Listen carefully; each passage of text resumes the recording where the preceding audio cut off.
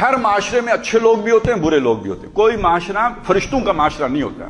تو جب اللہ تعالیٰ کسی بستی کو ہلاک کرنے کا، یعنی اس کا کوئی جرم ایسا ہے جو ہم نہیں جانتے، اللہ جانتا ہے، اس جرم کی وجہ سے پھر اللہ اس کی ہلاکت کا جب فیصلہ کر لیتا ہے تو اس بستی کے جو مجرم لوگ ہیں ان کو بڑا بنا دیتا ہے۔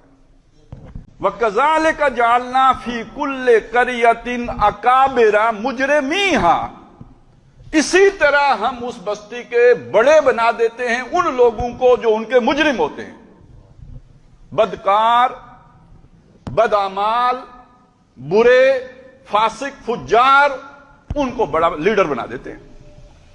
جب وہ لیڈر بنتے ہیں تو ظاہر ہے عوام تو الناس علی دین ملوکہم، تو جب وہ جھوٹ بولتا ہے تو جھوٹ بولنا کوئی بڑی قیمتی شے ہوتی ہے، کیونکہ اتنا بڑا کامیاب آدمی جھوٹ بول رہا ہے تو جھوٹ بولنے ہی میں عظمت ہے۔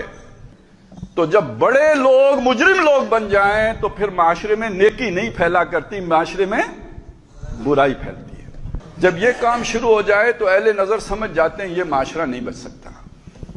تو ہمارے معاشرے میں ایک عرصے سے ہم دیکھ رہے ہیں کہ جو سب سے بڑا جھوٹا ہے وہ سب سے بڑا عہدیدار ہے، جو سب سے بڑا خائن ہے وہ سب سے بڑا عہدیدار ہے، جو سب سے بڑا فراڈیا ہے وہ سب سے بڑا عہدیدار ہے۔